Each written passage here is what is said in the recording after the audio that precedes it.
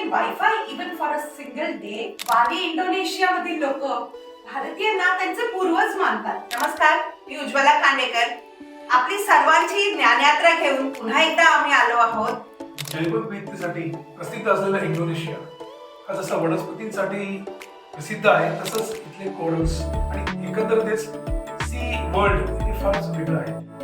बालीमधील Nusa Penida या island वरती C walk करणं म्हणजे अक्षरशः ते काही रंगीबेरंगी फिशेस, कोरल ज्याला हात लावू शकता.